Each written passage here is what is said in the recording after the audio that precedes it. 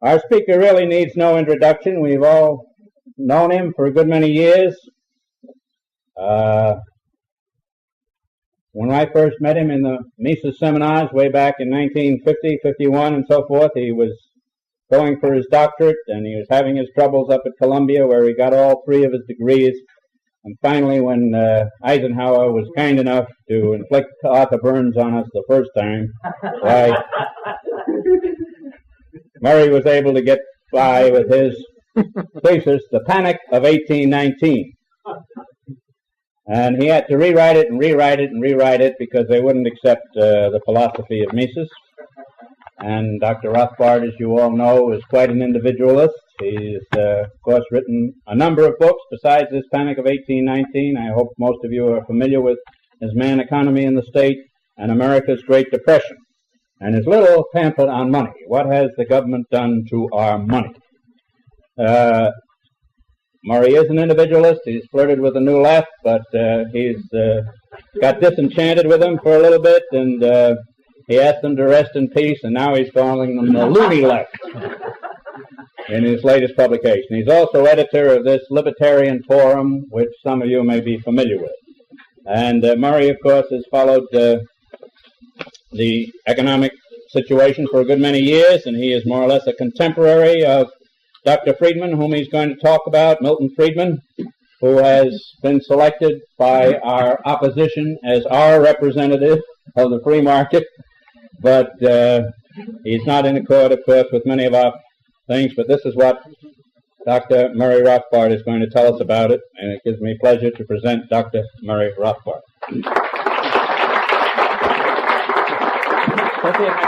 Yes, sir, any way you wish. Well, thank you very much, Percy. Don't throw bricks. Right. The pleasure of being here again. I'm not quite of Milton Friedman's generation. It's sort of a petty point. I'm a little bit younger than he is. Insert that in the record. I think a lot of people seem to have been afflicted with an excess of Friedman worship. So I'm not going to stress the good points that Friedman has done in the past few years. I think most people are familiar with it.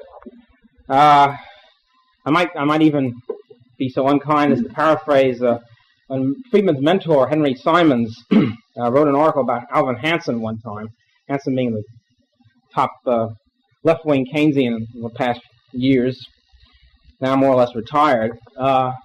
He wrote an article saying, he began the article by saying, "I come to bury Hansen, not to praise him." And I can say the same thing about Friedman tonight. In the first place, one of the problems with the press in general is that the press has a very short memory. So if somebody comes up with an idea and nobody said it for the last 3 years, it's immediately hailed as a great new idea, a great new discovery. And the same thing has happened to Friedman. Almost everything he says is a complete reincarnation of what, for example, Irving Fisher had said 40 years ago, 30 years ago.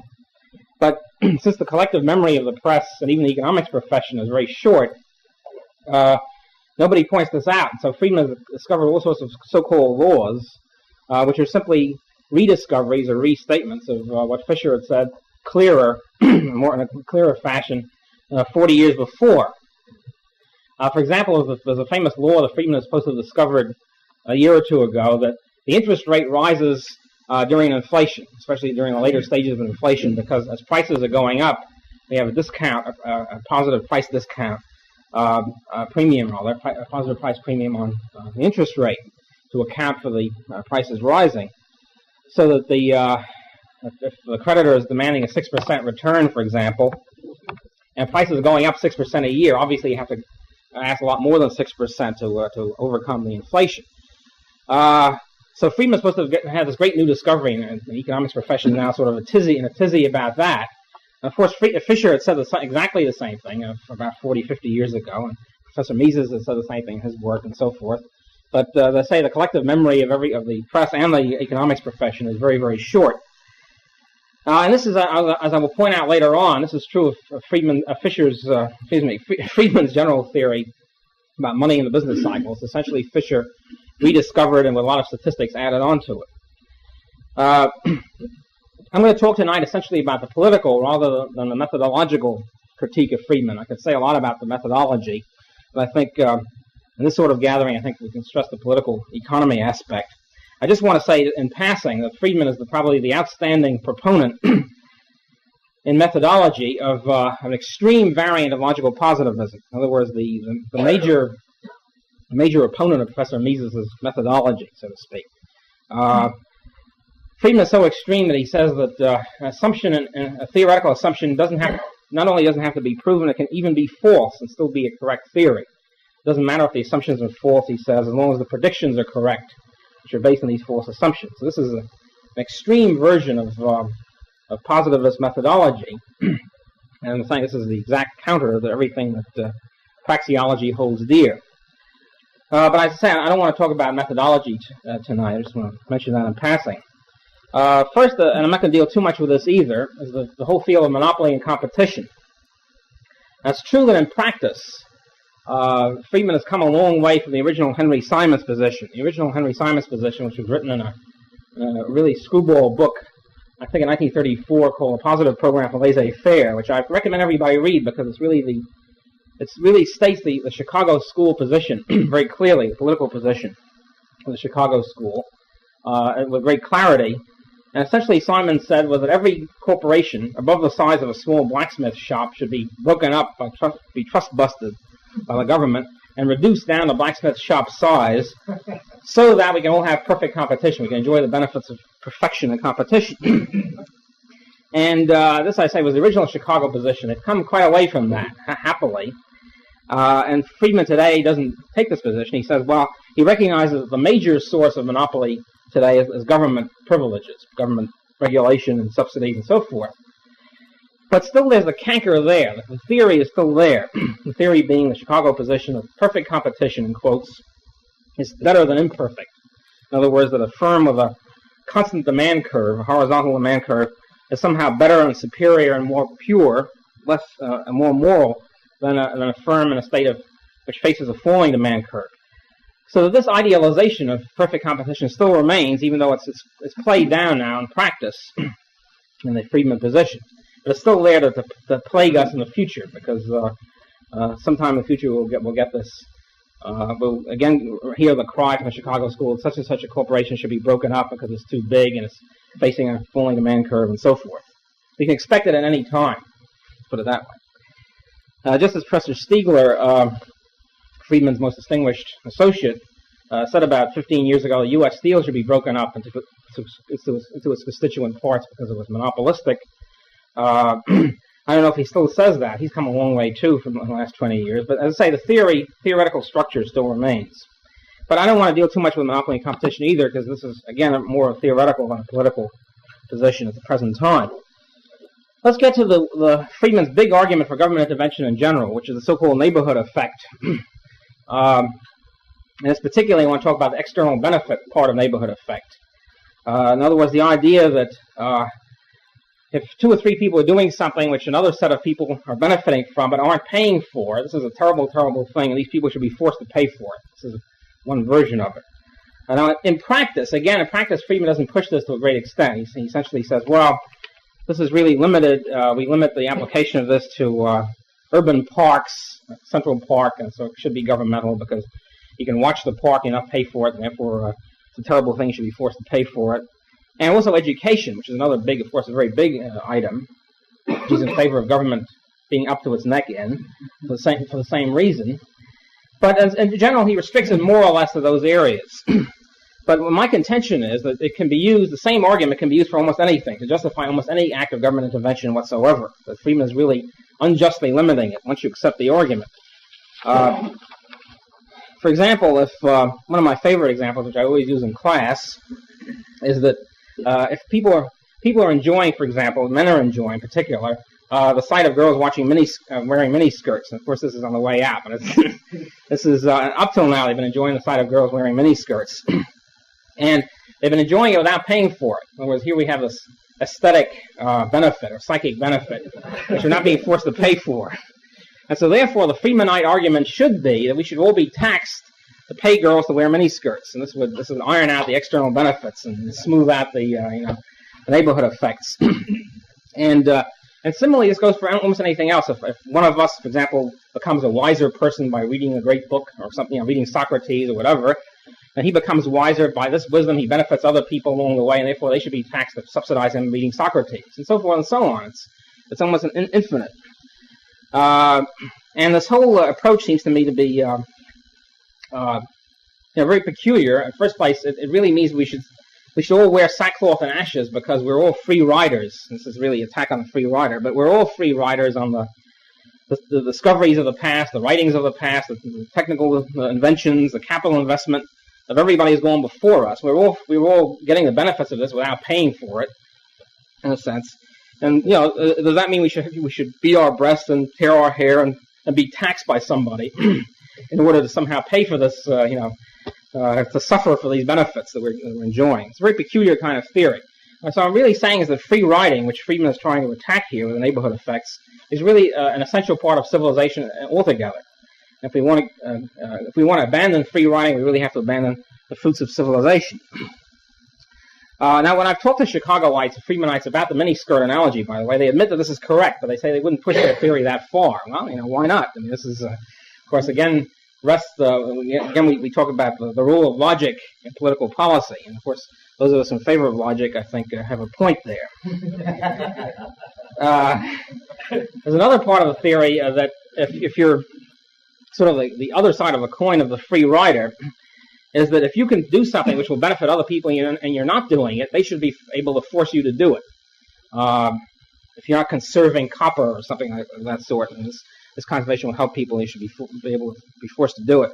My favorite analogy there is the case of three guys who are playing a string quartet. There's a fourth guy who could play the cello, but is sort of recalcitrant and doesn't want to do it. And the theory then should say they should be able to force him to play the cello because this will benefit all three of them. And this, again, is part of the neighborhood. I'm not saying Friedman says this, but I'm saying is he should be saying this if you were a consistent neighborhood effect theorist. So there's so much, I think, for neighborhood effects. But I'm saying this is Friedman's major argument for government intervention in almost any area that he thinks is, the argument applies, such as education. Okay, now to get to a point which I think is this is, of course, a value judgment. I think it's probably the single most disastrous economic idea ever invented, which is the idea of the negative income tax or the guaranteed annual income. Of course, here again is an interesting situation. Friedman coined the idea of a negative income tax. In other words, a guaranteed minimum income floor for everybody. This became the inspiration for more radical schemes, such as Robert Theobald and the ad hoc committee for the Triple Revolution, and so forth and so on. And also, of course, for Nixon's current welfare program. The problem with a negative income tax is that it provides an income floor by right. In other words, as a rightful claim, as an automatic claim upon production. It no longer becomes the sort of thing we have to go to the welfare department and sort of hat in hand and fill out forms and say you really deserve it, and they don't think you do, and you have to argue about it, which is sort of a degrading thing. Now it becomes automatic. You fill out your income tax form, you say you've gotten less than the prescribed floor, and you get the money in a couple of weeks. Now this, what I'm saying here is that the present welfare system, as crummy as it is, as bad as it is, as inept and as inefficient and bureaucratic as it is precisely saved from disaster by the very ineptness, its very bureaucracy and very inefficiency. Because it means that the whole system of going on welfare, first place, is chaotic, so it's not automatic. Second place, it's unpleasant. You have to go through all these tin horn bureaucrats to justify being on welfare and get inspected and so forth. And this very unpleasantness provides an extremely necessary disincentive effect to prevent people from going on welfare. This is incidentally the old 19th century laissez-faire liberal position. If you have to have welfare at all, it should be very, very unpleasant, so as to discourage people from going on it. And the Friedman theory, in the name of efficiency and simplicity and automatic and automaticity and so forth, eliminates this very essential unpleasant feature. Makes the thing, as I say, automatic. What we have to realize is that there is a supply function or a supply curve for going on welfare. And the various empirical studies have shown the quantitative importance of this. Supply function is essentially this. It's inversely proportional, one to the difference between the prevailing wage rate in the area and the welfare level. In other words, if the prevailing wage rate remains if the welfare level remains the same, if the prevailing wage rate in the area rises, people start leaving welfare and going on to start working, because the difference between the money they can get from working and the money they get from welfare increases. This gap goes up. So they go off welfare and onto the payroll. If, on the other hand, the welfare level goes up, the prevailing wage remains the same, then they start going on welfare because the amount of money they can get from working, which is generally a pain in the neck, decreases. So the incentive to go on welfare increases. So this means that being on welfare is not somehow a divine act. In other words, it doesn't come from outside the system. Being on welfare is a supply function, and it responds to different incentives and disincentives. And one of the incentives is the prevailing wage rate as compared to the welfare rate, welfare payment rate. And it's also the supply function of going on welfare is inversely proportional to the cultural disincentive, as we put it. In other words, the stronger the cultural aversion, cultural resistance to being on welfare, the less the people will tend to be on it. This accounts, for example, for the reason why the rural poor, they're much less rural poor going on welfare than urban poor, even though rural poor are just as poor, if not even more so. But in the rural areas, there's a stigma, a general social stigma in the neighborhood for going on welfare. It's generally opposed, and bitterly so, especially with people who are paying for it. In other words, the local folk who are working and paying taxes for it. And so because of the stigma, there are far fewer people go on it. In the urban areas, the stigma tends to be lost, and everybody sort of, it's just, you don't know your neighbor and so forth. And this cultural disincentive then is removed. Also, there was a very charming article a couple of weeks ago in the New York Times. I don't know how many of you have seen it, on the Albanians in New York. The Albanians just had their first church in the world, first Albanian Catholic church in the world. There was a whole discussion of the Albanian community. Apparently, the Albanians in New York are invariably very poor. They're all slum dwellers, and none of them are on welfare. The simple reason, as one Albanian leader put it, Albanian-American leader put it, quote, Albanians do not beg, and to Albanians, taking welfare is like begging on the street, period. So since to the Albanian, being on welfare is like begging on the street, they just are not on welfare, even though their income level is much lower than the average population. The same goes for the Chinese Americans, who are generally poor but almost none on welfare. But I'll get back to the whole welfare question a little bit later. At any rate, the negative income tax, by making the dole automatic, I contend, opens the floodgates to an enormous increase, enormous accession of people living on production. And here I'd recommend Henry Hazlitt's critique of negative income tax in the Freeman about, I think, 4 years ago, July '66. In the first place, what obviously is going to happen if a negative income tax is put in is that the floor, which Friedman sets at essentially $1,500 a year, it's $3,000 with 50% off, so it amounts to $1,500 a year. This floor obviously will start increasing to beat the band at a very rapid rate, because the first thing that people will say is, well, $3,000 is officially considered by the government as the poverty level for a family of four, and therefore you can't subsidize people. We can't have a guaranteed income below the poverty level, and so therefore we have to raise immediately the $3,000 to $1,500. That'll be the first outcry. Secondly, of course, there'll have to be cost of living increases every year, because there'll be inflation every year, and this will add on to the floor. And thirdly, of course, the welfare client organizations are already demanding their so-called right to a guaranteed $6,000 a year income.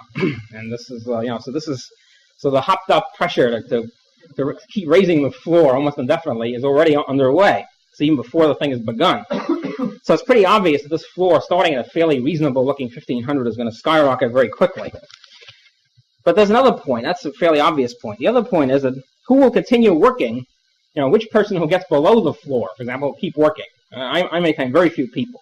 In other words, if the floor is $3,000 a year, there'll be very, very few people who keep working at $2,500 a year. When they can just simply quit, work 0 hours a week, sit on the porch and get $3,000 from the government instead of getting $500 from the government. So what I contend is that, well, what happens is if you see the current estimates about the cost of a guaranteed annual income, the costs will look fairly reasonable. $5 billion a year, $10 billion, $15 billion. Doesn't look catastrophic. However, these costs are all based on the assumption that everybody will continue working the same way they're working now. So the disincentive effect, which seems to me will be catastrophic from this sort of thing, are not taken into account. So the fact that you have the guys, if the floor is $3,000, I can tell everybody below $3,000 will quit. pretty quickly. If they don't quit, they're pretty screwy. They'll quit. The person getting 3,000 will quit. Or how about people getting above 3,000? Well, they're going to quit too. I mean, because if you're getting, say, 3,500 a year, it means you're working 40 hours a week in order to get $500 a year. That's not very much. So I think people will quit en masse up to at least 4,000, maybe 5,000 a year, something like that. Now, as they quit, this means they have an enormous number of people flooding onto the dole. Somebody's got to pay for this, and of course the person who pays for it is the taxpayer. This means taxes have to be increased very sharply on the guys who are still working. It means the guys getting above 5,000 a year. And as the taxes are increased on them, their after-tax income goes down maybe to 4,000 or 3,000. So they start quitting. So as they start quitting, this floods the roll some more, and then they have to increase the taxes on those continuing to work. Maybe those above 6,000, they start quitting. So what I'm saying is, I envision with a guaranteed annual income a vicious spiral upward or downward, or whatever, until we wind up with everybody on the dole, nobody working, which even the Keynesians can't really cope with. That kind of a system. So I just foresee total disaster with this thing coming into effect. Also, just as another extra sort of tidbit on this, is that the Friedman dole, in addition to the present one, but the Friedman dole is automatic, increases the subsidy per kid, per welfare kid. In other words, a family of 8 people, 6 kids, or 7 kids, or whatever, gets a lot more proportionally than a person with 2 kids. If you're paying people per kid, it means it subsidizes the kid population. In other words, and especially subsidizes the kid population among the poor, the very people who should have less kids, if not more. Now, I don't buy the whole thing about the whole current hysteria about the population bomb and the population explosion. We should all commit suicide in order to stop air pollution and all that sort of thing. I don't go along with that. But surely we shouldn't be deliberately subsidizing more kids among poor people. It seems to me a very peculiar kind of system. But here again, the Friedman's negative income tax would do this as an automatic right. Don't forget. In other words, he couldn't talk to the person saying maybe you should have a few less kids or something like that. It would be considered, and it would be, in effect, an intrusion in their privacy. So therefore, what I'm saying is that it's not true that the Friedman plan, as many conservatives say, would be better at least than the current system, although not ideal. What I'm saying is it would be much worse than the current system, precisely because it would be efficient, in quotes, and automatic, and a guaranteed sort of thing. And this, incidentally, is an example, it seems to me, of Friedman's general penchant for making the existing system more efficient, and by doing it, making it much worse. This is, I think, just one example of this. Also, of course, another point is that in practice, Friedman wants a negative income tax to replace all current welfare systems. You abolish the entire patchwork of welfare programs, and you substitute the negative income tax. In practice, what's going to happen, as we see is already happening with the Nixon program, is that the guaranteed annual income will be added on top of the current welfare stuff. It won't replace anything. Nobody's going to get rid of free lunches for blind mothers and that sort of thing. Nobody. All that's going to stay. On top of that, we're going to get the guaranteed annual income. Now, for example, when the Social Security proposal first came in, the big talking point, one of the big talking points of the Social Security proposal in the 30s was, well, look, here we have a patchwork of existing hodgepodge of inefficient state old age relief programs. Different states paying different amounts, and it's all very peculiar and bureaucratic. Why don't we have a very efficient Social Security system at the federal level? We make each person pay for his old age relief, and that's it. And we can abolish old age relief. So, the thing will really be less costly to the taxpayer than before. That was the big economic talking point. Of course, what happened in practice was that not only the Social Security costs continue to rise astronomically, but old age relief itself is much higher now than it was in the 1930s. In other words, nobody abolished state old age relief. We simply added the Social Security on top of the old programs. This is obviously what's going to happen with a negative income tax. Also, of course, I think it's pretty clear that the so-called requirement of the Nixon program, this is nothing to do with Friedman at this point, but simply the Friedman in action is what the Nixon program really is. The conservative requirement, in quotes, that all able-bodied recipients of the thing have to go to work and have to get a job is obviously a phony. I mean, nobody's going to enforce it. It's going to be just as enforceable as the current. I mean, nowadays, in order to get unemployment insurance relief, unemployment benefits, you're supposed to have to work at whatever the employment service sends you to. Of course, it's obviously a phony. I don't know of any case of anybody's really been forced to work on this basis, because the requirement, of course, is you have to work at a suitable job, or a job that you consider suitable. Of course, you don't consider any job suitable. That's that. It's fairly simple. So this whole thing is obviously just a sop to conservatives. The whole work requirement to sugarcoat the guaranteed annual income program. And also, there's another point about the handicapped people on welfare, and that is that this reduces and this is some Chicago people have done some good work in, I must say. The idea of welfare, automatic welfare dole, reduces the marginal incentive for a handicapped person to invest in his own vocational rehabilitation, because it means that the net economic return he gets from being rehabilitated is much less. He might even disappear altogether if you put him on a guaranteed income. As a result of that, and Estelle James has done some pretty good work on that, the quantitative importance of this policy. As a result of that, the welfare program and the negative income tax program tends to keep people handicapped. In other words, it tends to subsidize them to continue to be handicapped instead of being rehabilitated.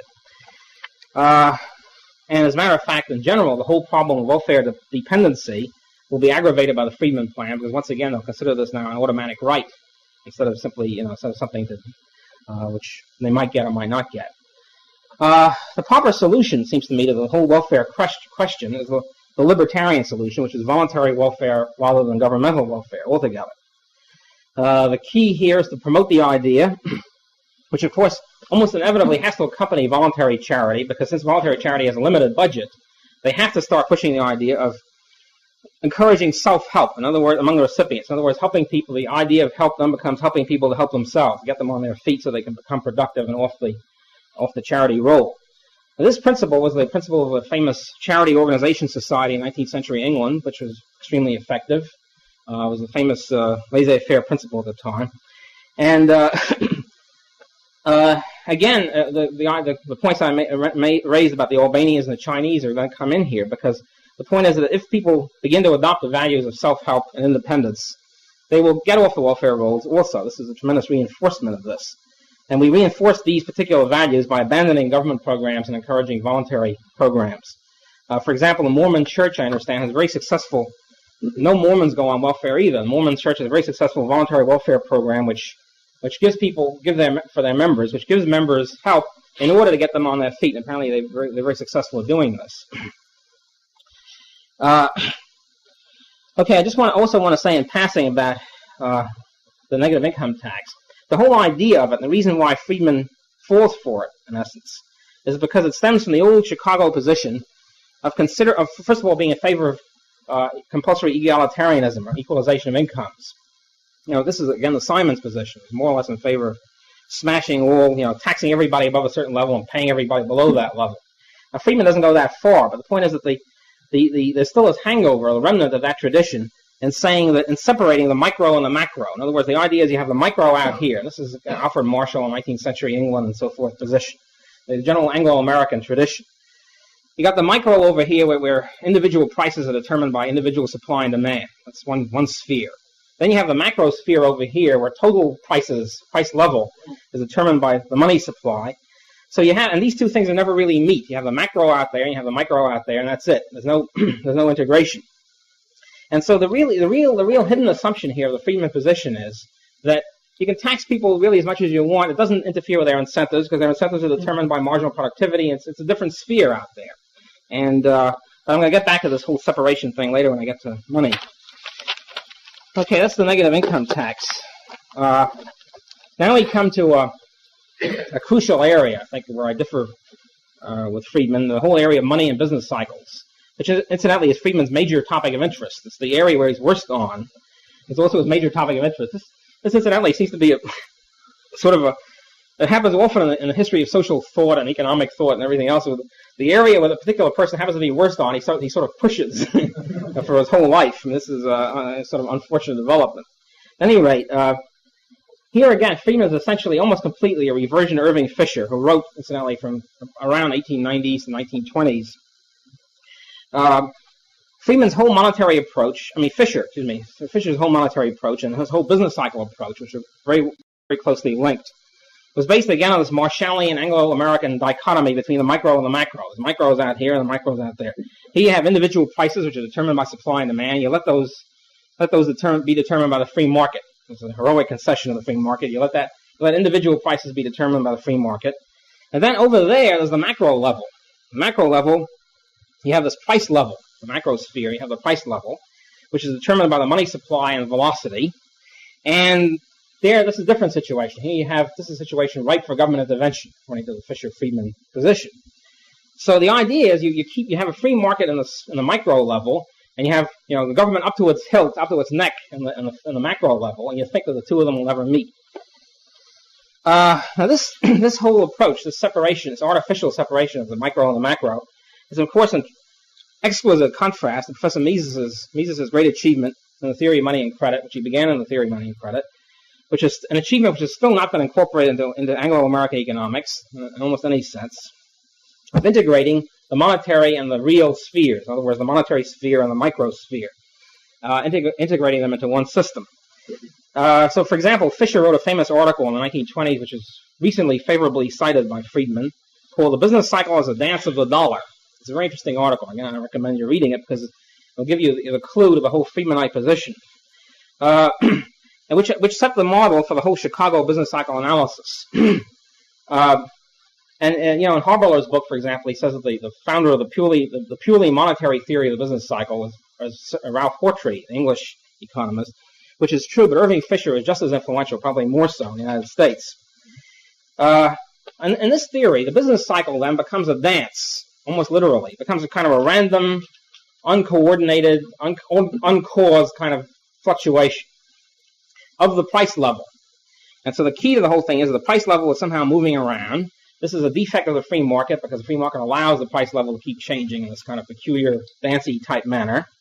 And the cure then for the business cycle is for the government to step in, to take measures to stabilize the price level. In other words, it's to iron out the fluctuations of the price level, to keep the price level constant, and thereby, of course, curing the business cycle, because the business cycle is supposed to be a pure creature of these changes in the price level. And this really remains today, despite modifications, which I'll mention a little later. This remains Friedman's position as well. Friedman is looking for some gimmick, some method of stabilizing the price level. This ideal of stabilizing the price level, of keeping the price level constant, is again linked to Fisher's peculiar view of money, his view of the dollar and the franc and the pound, and the whole monetary philosophy. According to Fisher, the true role of money is to measure values. The idea is the money is supposed to be a measuring stick of some sort, and the price level is supposed to be the thing being measured. So therefore, the price level has to be constant, according to Fisher, in order to fulfill money's true function. Now we know, I don't want to get into the idea why you can't measure values and all the rest of it. I just want to point that out as very different from the Austrian and 19th century position. Now this idea, somehow this moral ideal of a stable price level is in total contrast to the 19th century approach and the Austrian approach of saying, of hailing, essentially lauding the results of the unhampered free market, which usually almost invariably leads to a falling price level, because usually what happens on the free market is that productivity increases, the supply of goods increases, and the price level falls. Just like TV sets have fallen in price from $2,000 to $60 or whatever over the years. This usually happens for all goods or most goods and services. So Fisher is really standing there in opposition to the system of unhampered free market in the macro sense. In other words, the idea of permitting a falling price level. No, it's a terrible thing. It's immoral. It doesn't measure. You have to have a stable price level. Okay, now this it was Irving Fisher, and Irving Fisher was extremely influential, by the way, and politically and economically. It was his theories and his influence which really provided the main ideological support for the grisly record that Percy Graves mentioned last meeting about the inflation in the Federal Reserve System during the 1920s. Benjamin Strong, who was the head of the Federal Reserve Bank in New York and the main leader of the Federal Reserve System in the 20s, was guided by Fisher and Hortrey in his whole economic theory. He's a member of Fisher's nefarious Stable Money Association, which was pushing the idea of a stable price level.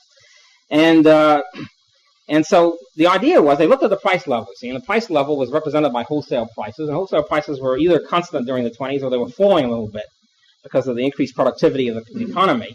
And so they said, there isn't any inflation. Why are all these people worrying about inflation? There's no such thing, because if you're looking at the price level, it's falling. That's it. As a matter of fact, they were advocating more inflation. They said it's a terrible thing. The price level is sagging a little bit. Therefore, we have to pump more money into the system to raise it. This was the Fisherite orthodox. This is the position of orthodox economics, when I put it that way, establishment economics, all during the 1920s. And so when people like Professor Mises and a couple of other people warned about the dangers ahead of a recession, an economic crisis due to the inflation of bank credit, they said, "Nah, there's no inflation. We're looking at the price level, and the price level is falling." That's it. Even in 1930, Irving Fisher refused to recognize that any depression really existed. He said, "No, this is all a temporary jolt in the stock market. Things will bounce up again any minute." And now in his well-known history of his well-known book, Monetary History of the United States, which Friedman wrote a few years ago with Anna Schwartz, he imposes his whole Fisherine theory, his whole Fisherine views upon the American past. If you look at Friedman's position on the 20s, he said he thinks Benjamin Strong was one of the greatest people ever lived, a great price stabilizer, tremendous. And things began to go wrong only after Strong died, and his policies were no longer put into effect. And so Friedman attributes the 1929 depression not to excess inflation, which brings about recession, etc. Quite the contrary. He attributes it to insufficient inflation. He attributes it to the Federal Reserve System not inflating enough in the late 1928-29, and not inflating enough surely after 1929. In other words, during the recession, they should have inflated much more. They only inflated a little bit, and they should have inflated a tremendous amount, and that would have solved the whole problem. So while it is true that we monetary malinvestment people have to hail the fact that Friedman has brought money into the discussion at last, after 30 years of being ignored by the Keynesians, who talk only in terms of expenditure, government expenditure and so forth. After hailing this, and after saying, yeah, it's a great thing that money is now back in style, so to speak, or back in fashion, we then have to record the fact that Friedman has the exact opposite of the correct theory on money. So it's true, he talks about money a lot, but his theory is the reverse of the correct one, because, as I say, he holds that the stabilization of the price level is the goal of macro policy, and therefore Strong was right, and his successors were wrong for not inflating enough. Now, during the 1930s, after the Depression hit, the Fisher view and the Chicago position, Knight and Simons and all these people in the University of Chicago, took the position that the way to cure the Depression was to reflate, quote, reflate, unquote, the price level back up to 1920s levels. In other words, somehow keeping the price level constant was no longer good enough. You had to raise the price level back to the 1920s. And doing it in two ways. One, by the Federal Reserve System expanding the money supply through the usual methods. And two, by government deficits and public works programs, expanded public works programs. So in other words, during the early 1930s, if you read the literature in the early 1930s, Fisher and the Chicago people, Knight, Hardy, Simons, and so forth, were considered pretty leftish. They were considered sort of socialistic because they were in favor of big government deficits, inflationary program, public works, and so forth. And indeed, they were. In short, during the early 30s, Fisher and the Chicago School were pre-Keynesian Keynesians. They had the entire Keynesian position without the Keynesian theory behind it. They had another theory behind it, but they had the political program was virtually the same. So what happened was some journal article recently said the reason why the Chicago School was immune to the Keynesian revolution when it finally hit is that the Chicago people were Keynesians anyway. They weren't. It wasn't a big thing to them about expanding, inflating the money supply, expanding deficits, and so forth. So they didn't buy the whole Keynesian theoretical apparatus, as the other people did, because they already were Keynesians politically. They favor the compensatory monetary and fiscal policy and so forth and so on. Although they always stressed money is more important than fiscal, but they had both, really, as both arms of it. Now we know, of course, about Friedman's famous position of calling for a continuing steady expansion of the money supply by 3 to 4% a year. He changes the percentages every once in a while, so it's a little vague about what percentage he really wants. Somewhere between 3 to 4% per year to be expanded by the Federal Reserve System. We know that is his position, but what we don't realize, many of us, is this is simply a continuation of this older Fisher-Chicago policy with a modification. The modification was he realized that the older policy didn't work very well in practice. In other words, Friedman now says, well, compensatory fiscal policy doesn't work too well, and compensatory monetary policy doesn't work too well because it suffers from these inevitable time lags. You look at the statistics and you see there's a recession in January, let's say. So first of all, it takes about 3-4 months for the statistics to come in. You don't know what's going on until 4 months later. Then it takes about 6 months to decide on what to do. And then after you decide what to do, it takes about 6-7 months before the effect takes place in the economic system. So it's about a year and a half between the time you start between the time you see a crisis developed and the time when the actual policy to counteract the crisis really takes effect. By that time, you're usually in a different phase of the business cycle. So if you're trying to pump in money to counteract a recession, you wind up pumping in money to aggravate a boom, and vice versa. Price level in the short run. We can't have a fine-tuning of the system. But what he wants to do then is to stabilize the price level in the long run. In other words, over the long period, the supply of goods and services goes up something like 2 to 3% per year. Therefore, we pump in the money supply, pump in an increase in money supply by 2 to 3% per year, and we'll get in the long run a stable price level. This glorious ideal stable price level will be fulfilled in the long run. So, therefore, Friedman is really, plainly and simply, to put it very plainly, simply an inflationist, although a more moderate inflationist than the Keynesians. I'll certainly concede him that. Now, in the current period, in the period of the Nixon administration, Friedman has played a very pernicious role, because what happened was that, well, I should say a little bit about the Austrian theory of business cycle. Well, I'll get back to that. What happened was that finally, by June, after the Nixon administration fumbled around for quite a while, by June of '69, they finally stopped increasing the money supply. Happy day finally arrived.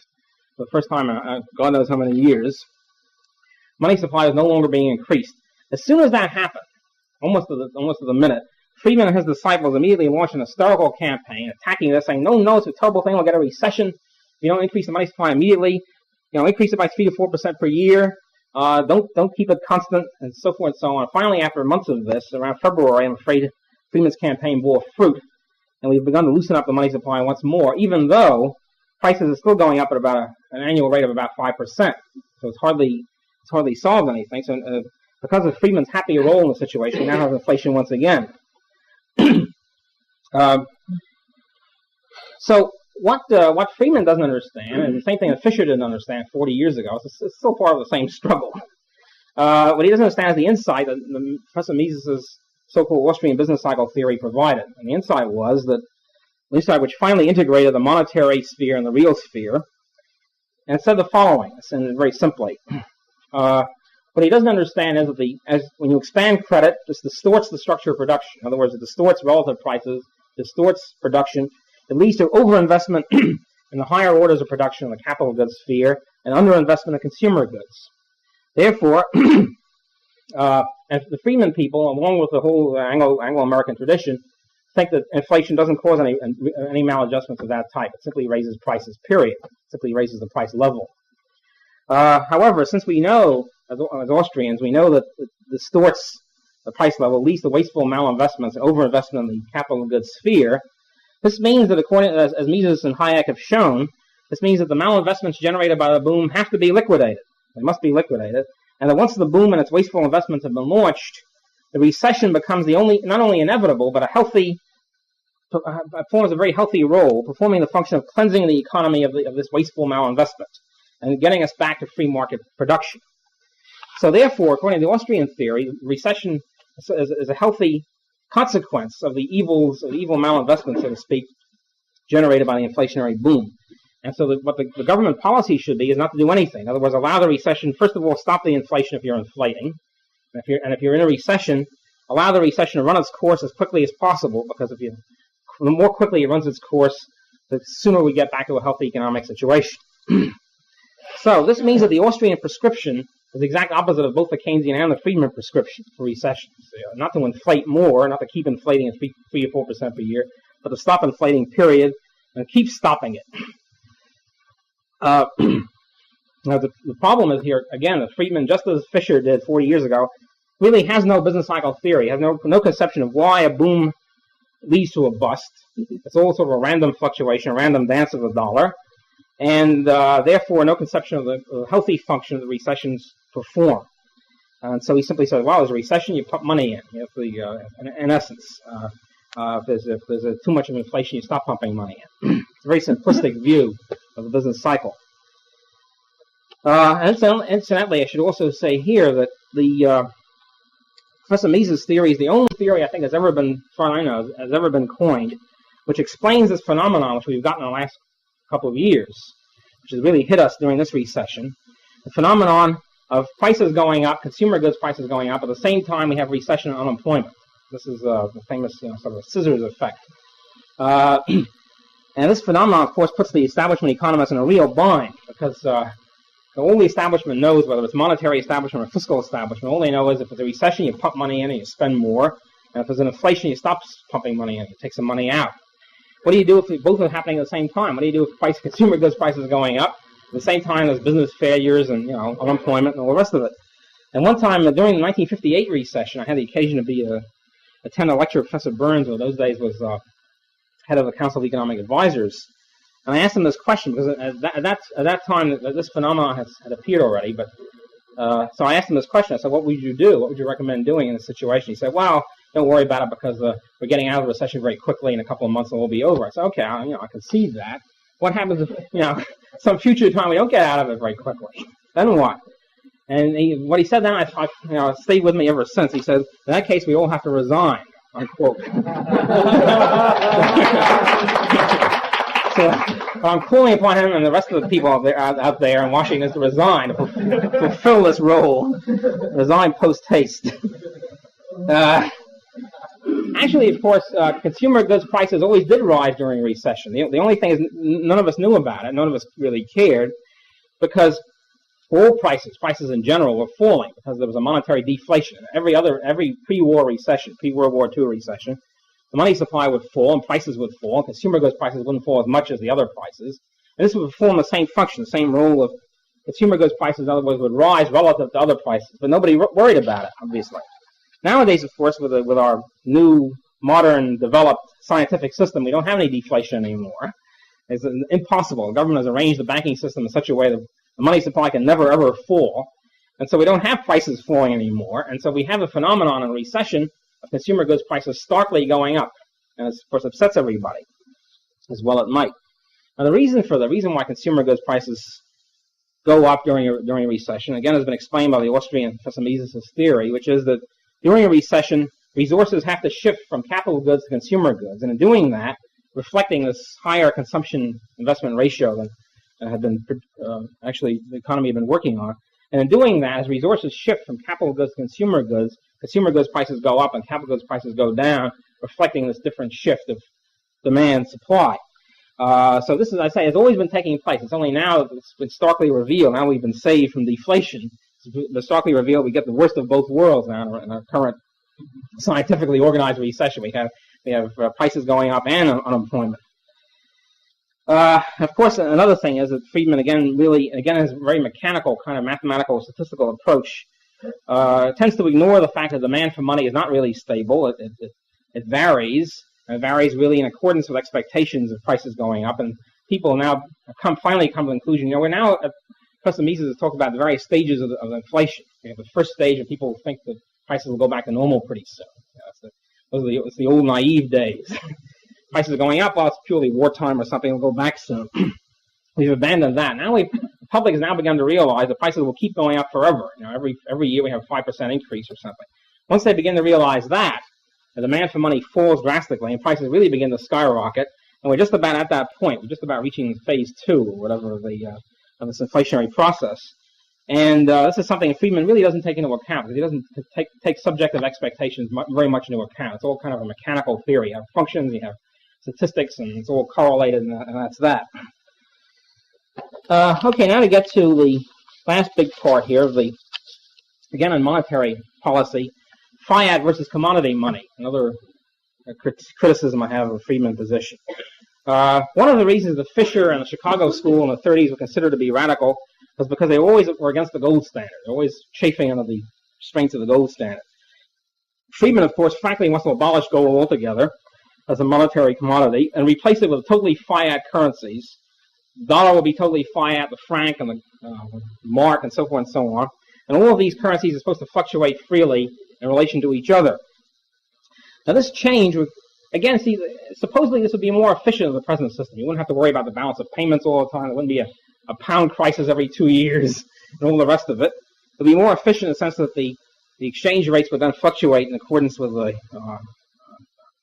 monetary issue of each currency. However, even though it would be more efficient, it would be a lot worse. For one thing, it would cut completely every tie to gold, every tie to a commodity money we have now, as weak as the tie is. And for one thing, at least now we have this check on the government that they can't inflate too much because the balance of payments will be pretty embarrassing. Gold will keep flowing out in this kind of embarrassing situation. So at least this has provided a fairly good check on the government in the last few years on inflation. Because one thing that Friedman, of course, doesn't realize is that the government is not sort of a neutral agency, not sort of a neutral instrument for social action. It's essentially the Chicago position. Sometimes they're efficient, sometimes they're inefficient. You sort of take the thing on an ad hoc basis. Government is essentially inherently an inflationary instrument. In other words, my contention is that the inherent tendency of the state is inflation. And if you give to the state, without any check at all, without the gold standard check, the total power, you give to the government the total power to inflate money at will, they're going to do it. They're going to use it. For reasons I'll say in a minute. So what Friedman then advocates is to leave the total absolute dictatorial control of the money supply in the hands of the central government without any check, without any commodity money check, without any international money at all, placing all power in the hands of the government and then trusting the government, urging it to bind itself by these 3% rules, 3-4% per year rules. They're not going to do it. I mean, it's just utopian and unrealistic and kooky to expect that the federal government is going to do this. It's going to first get total power and then hardly use it. And I think we know about power by this time in the 20th century. You know this sort of thing isn't done. The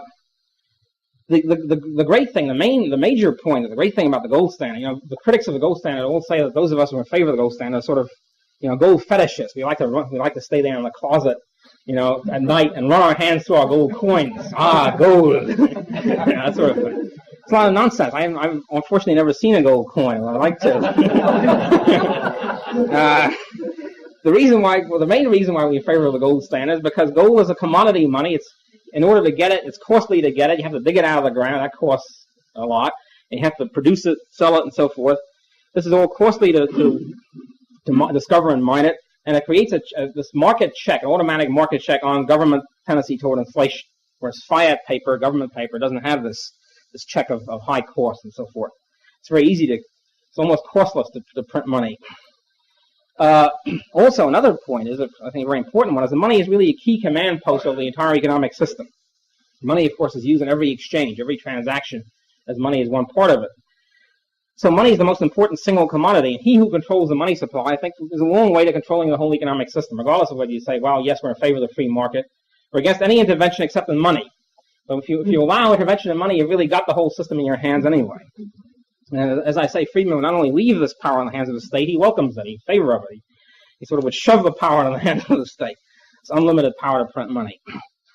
The state printing of money, and of course there's a bank credit based on the controlled banking system, which is really a government operation by this time. This whole system is really nothing more nor less, I think very bluntly, simply legalized counterfeiting. Now, the reason why I think the inherent tendency of the state is inflation is simply this. If you or I or any one of us or any group of us were given an absolute power, somebody came to us and handed us the printing presses and said, okay, you guys from now on have a complete control of the printing press. You have a compulsory monopoly of the printing presses. You can print whatever you want, whatever money you want. You can use it for any purposes you want. Anybody else who prints it gets shot or gets 30 years in jail. And then it's handed to us. What will we do with it? We print it. We use it. I think it's inevitable. And this is what happens with the government. The government has allocated to itself, arrogated to itself, the compulsory monopoly of the use of the printing press, and so they use it. It's I think as simple as all that. And they use it more and more. And it's very easy. You don't have to work. You make money without working for it, without even taxing for it. Taxes are kind of, working is a pain in the neck, and taxing is kind of onerous. It's a pain in other people's neck, and they start complaining. Print money is very simple. Nobody knows about it. It's sort of done in the dark of night. Nobody understands monetary theory anyway. They understand taxes, they don't understand monetary theory. And so it's a very easy, ready thing to do. And then when the state inflates the money supply, and then 6 months later, a year later, prices start going up, the state can always blame other people. Everybody else gets blamed, of course. This is, of course, a characteristic. Speculators get blamed, businessmen, unions, consumers in general. We all know, of course, about these monstrous commercials about don't be piggy, Inflation is caused by, all of us are evil because we're piggy. We like to eat. Everybody is to blame. Everybody under the sun has been blamed in the past years except the government itself, of course. Government is the shining knight in armor, manning the ramparts, always checking inflation and so forth and so on. Actually, of course, they're the ones who were doing it. They're the ones who were inflating. Gold also provides an international money. Another, I think, important point. It provides a money for a world market, which we hope someday at least will be being. World division of labor, free trade, and so forth. It's really the basis of it. If you have the Friedman idea is that each government prints its own money without any kind of world balancing item of world money. The logic of it, see, it doesn't look so absurd if you look at it just as 80 or 100 countries, whatever it is, each one prints its own money. 100 countries isn't so bad. What happens if you pursue the logic of it a little bit further? What happens if every province produced its own money? Every state, every county, every borough, every municipality, every little village printed its own money, its own currency, that is. I don't mean just has a printing press. It means that the village of Plainfield, the town, the city of Plainfield prints Plainfieldiana notes or whatever. Plainfield, they print 8 Plainfields a week or something like that. And each block print its own money. Each house, each person, even. I print 10 Rothbards, and that's issuing it. Right, not worth too much. Now, the point is, if you have this kind of situation, this is really chaos. I mean, people accuse the market of being chaos. This would really be chaos. You have millions of exchange rates all over the place. You have to consider, let's see, what would 10 Rothbards be worth in terms of 80 Plainfields, that sort of thing. In addition to trying to run a price system, etc. So what you really have with this kind of system is a breaking up of money as a general medium of exchange, which is what money is supposed to be. It's supposed to be a commodity which everybody uses in exchange. Instead of that, you have every little locality printing its own money and so forth. You have the breaking up of a price system, a crippled price system, and really a chaotic situation. I don't think there's any question about it. And the Friedman plan is logically similar, although not quite as absurd because it's quantitatively not as bad. You're only dealing with 120 governments or something instead of 2 million. But the principle is still the same. You're still breaking up the world market. You're still ending the days when you had one commodity or 2 commodities, gold or silver, being used by every country, which provided a world money for everybody. You're busting up a international division of labor and so forth. And again, I think Friedman arrived at this idea of fluctuating fiat monies because he, just like Fisher 40 years ago, doesn't understand the true nature of money. They think of money as simply a name. The name is there, the money is the dollar or the franc or whatever. They don't understand that money is really basically a commodity or unit. These currencies are units of weight of gold or silver. This is how all these names originated. And where do the names come from? I mean, people didn't all sit down one day in 1790 and say, okay, from now on we call our money dollars, and we start printing them. Dollars were units of weight of gold or silver, and so were francs, and so were pounds, and so forth. As a matter of fact, even now, even in this benighted age, if you look at the statutes of the United States, you see what dollar is defined as. A dollar, it says the dollar is defined as being 1/35 approximately of a gold ounce. In other words, that is the definition of a dollar. So even now, when we're far from a true gold standard, still these currencies are defined in terms of units of weight of gold. As a matter of fact, it was characteristic. It was Fisher's beloved colleague, J. Shield Nicholson, distinguished economist, who wrote a book where he said the money is essentially like dodo bones. In other words, he tried to pick the most useless commodity, useless thing he could think of, dodo bones. He said, well, money's like dodo bones. It's really useless. It's just a name and so forth. Friedman is carrying on that tradition. Now, whether or not, I admit that there's no economic theory doesn't decree that certain given commodity must be money. It could be gold, it could be silver, it could be platinum, it could be something else. The point is, we're now in a specific historical situation. The gold was our money before 1933, and then it was seized from us. It was confiscated. I keep mentioning this. Nobody seems to be even perturbed about this point. It seems to be a rather important one. We were using gold coins before 1933. The government confiscated the coins under the guise of this being necessary to save the banks during this special crisis, the Depression emergency. Well, the Depression emergency has been over for at least 30 years, maybe 38 or something, depending what we're talking about here. And nothing has been done, not one step has been made to return the gold to us, now that the emergency is over. It's, of course, characteristic of governments to pass emergency legislation that lingers on forever as part of the American tradition.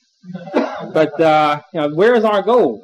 The banks have been safe, the Depression emergency is over, etc., and the gold continues in the hands of the government. It seems to me the libertarian monetary policy must be, in addition to not inflating, etc., during inflations and recession, must be first and foremost to get the gold back to us, to make the government disgorge the gold which it stole from us and return it to us. I mean, it's fairly simple as all that.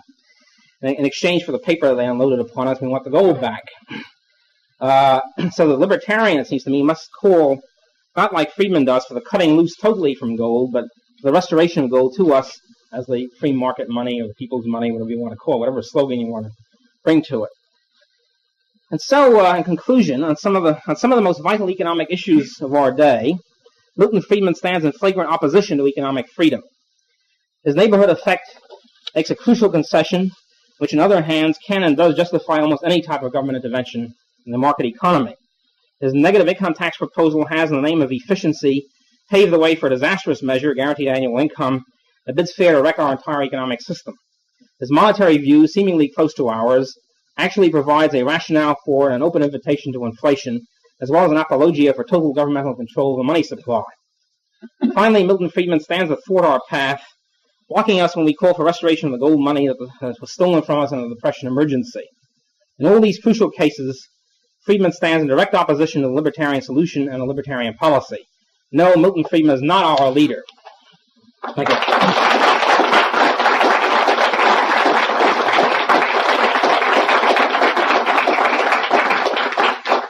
That was brilliant, Murray, and I think you buried him, only I'm afraid it won't be in the front pages of the papers. And it's probably announcing his death in advance. Undoubtedly. Unfortunately. We do have time for a few questions. The evening is late. And, of course, we could discuss this for a whole semester, as you covered so many things so well. But we'll entertain a few questions. Yes, sir. Murray, with regard to your division of the world into a single state, could a Friedmanite offer the following objection? That if this were to happen, if we were to get down to that point, the money of these little tiny, the Rothbards and so forth, would not find acceptance and would be gradually driven out of existence until the point was reached, let's say, where you were necessarily restored to the 100 states. I think it might be true of the zillion, but it certainly wouldn't be true of local governments, that sort of thing. In other words, if New York City issued its own money, it could carry on for a long, long time. I think it would be true of me, but I don't think it would be true of local governments. I mean, you have local government bonds that are in existence, that sort of thing. So I don't think that... Subway token. Yeah. There would be a natural limit to the possibility. Well, the natural limit would only be the fluctuating exchange rates. That would be the only limit. In other words, in the sense that if New York City inflated New York City money to a great extent, then its exchange rate would fall in relation to other cities and states, etc. So that would be a check on it, but it wouldn't, if there were... The check to this, people would not be willing to spend that much time figuring out. I hope so. All the problems with free banking. Yeah. Yes, All right. Assume something very unrealistic, admittedly, that the government accepts Friedman's ideas and inflates the money supply at a given point every year, that is, let's say 3%, and sticks to that. And then it does that. In other words, it takes them literally and doesn't go beyond that. Something unrealistic, I assume. But and everybody knows this and anticipates that this will happen from year to year, because it does happen and the anticipation proves correct. What is the consequence on the economy of that kind of continued situation? Assuming it wasn't continued for a period. Assuming everybody knew this. So. Yeah, well, people get to know. Everybody knows it's the policy of the government always to increase the money supply by a given percentage every year. It announces that, and assume that the government sticks to that. Yeah. I say it's unrealistic, but just for the sake of argument, what is the effect of that? Well, at the very least, you have this effect. You have the business cycle will be at work again. In other words, you have the credit expansion, overinvestment in the higher orders of production, capital goods, and recession because of it. Now, what the government would then do after a recession hits. Your interest rate would be discounted permanently. Right. It'd certainly be that. In other words, it wouldn't be roses either, because it would still be this business cycle effect. as it was in the 1920s, really, when the price level remained. Just think of what happened to 100-year bonds under such a situation. There's a question over here. Yes. Are you familiar with the Korean optimum quantity in USA, where she dwells very briefly on the probable beneficial aspects of having no inflation and having no money printing whatsoever? I understand he does. I didn't read the article, but I think what he does, I'm just sort of quoting from reviews, that he concedes that in theory it might be better to have a falling price level. His argument is kind of peculiar. It's that you're saving resources that will be tied up in cash holdings, I think. I think that was the argument. It's kind of an odd argument, but it's all right. I mean, if he wants to accept that policy, okay. But then he says, of course, and politically it's not practical, and he goes back to his 3-4%. But it's true. I think he seems to have receded there. Who knows? Maybe in another 15 years he might accept the whole idea of falling price level. Yes, sir?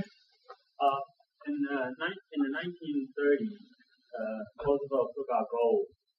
Do you foresee that they'll pass a law outlawing the ownership of silver and eventually all the metals to have plastic coins? Well, I mean, they've practically gotten the plastic coins as it is. I mean, so, you see what happened to silver certificates. They were eliminated. The last bit of hard money in the currency system was eliminated. What I'm getting at is that you can't keep on inflating the economy ad infinitum, because you'll have your penny with the intrinsic value of the metal worth more than the penny eventually. Yeah, right. Yeah, you have to that would have to be called. Yeah, you have to pull in little paper tickets. Yeah. What are Rothbards? Are they metal or are they? I wouldn't have the money to have metal. It's paper tickets. Yes, Mr. Hertz? Wouldn't you say that if the inflation were continued at a steady annual rate, you'd have something, as a matter of fact, you have right now, which is a recession with rising prices? Yeah.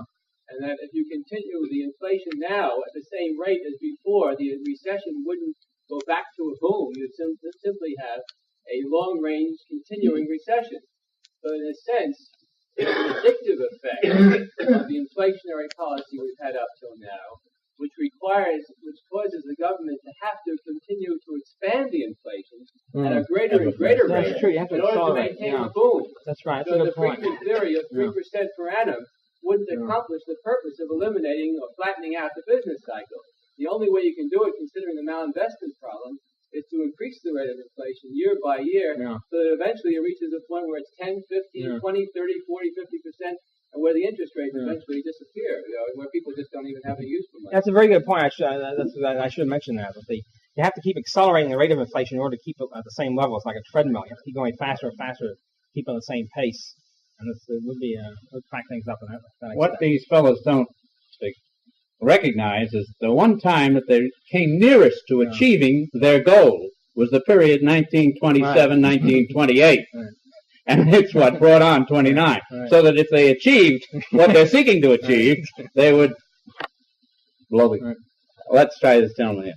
Isn't it true that under a completely free market, if the elasticity of supply of gold was greater than the elasticity of supply of all other goods, we'd have an increasing price level rather than a decreasing price level, as you said? Yeah, you usually have a supply of gold keeps going up a little bit, over the years. But usually the increase in the supply of other goods is much greater than the increase in supply of gold. So that gold after all has to be after gold has to be mined and so forth. You don't find that many new sources.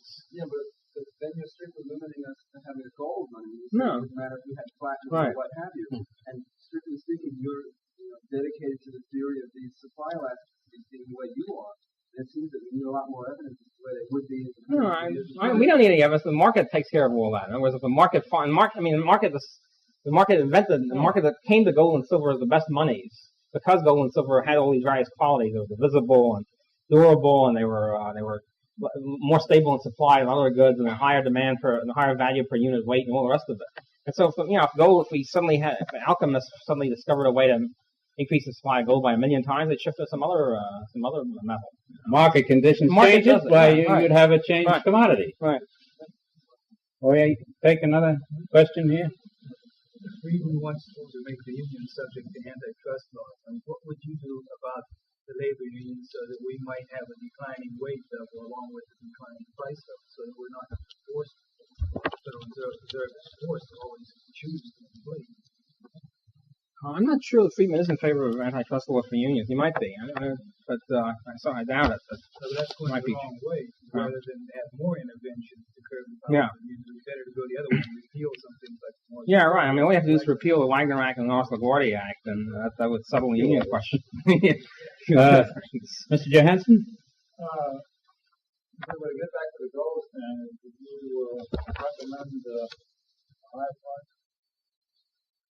You mean in order to get back to the gold standard?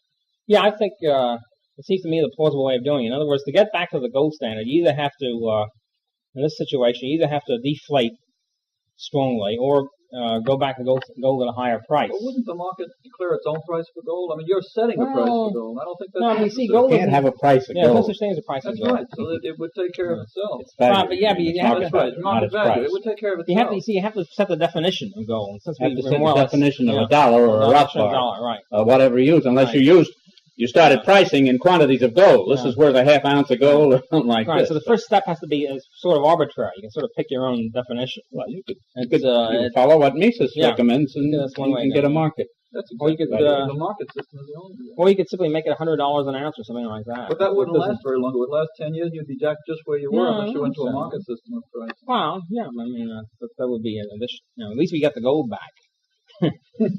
At any price. All right, Mr. Hertz, we'll make this the last one. I want to ask a question. If we were as smart, and I don't mean by we, the people in this room, as we are now, in 1929, would a continued expanding inflation on the part of the Federal Reserve System have prevented the Depression and put us into a long-range rising inflation instead, something like Germany had in 21 and 22 or what have you? You say I've been willing to inflate heavily then. It's possible. It's very difficult to know. I think one thing is we were hindered by the fact we were on the gold standard then, and gold was flowing out pretty rapidly. So you have to have and banks were collapsing. Don't forget, in those days, banks were part of a market system, so the banks folded pretty often. I think it was before the days of bank deposit insurance, which incidentally Friedman loved. I think it's the greatest single innovation of banking system. I should have mentioned that. This monstrous system of bank deposit insurance, which means it gives the banks carte blanche. The government underwrites every deposit up to $10,000, $15,000 now. So nobody thinks the banks are unsafe, and that's it. The banks are given a blank check.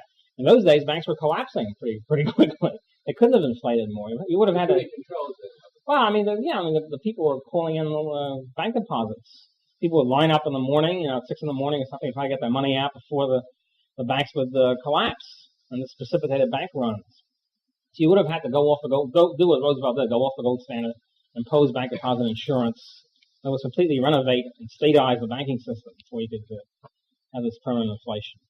On the day before Roosevelt took office, I was in the Bowery Savings Bank, and people were all lined up on all the windows right out to the street, taking their money out and their gold certificates and putting it down in the safe deposit vaults where they thought it was safe.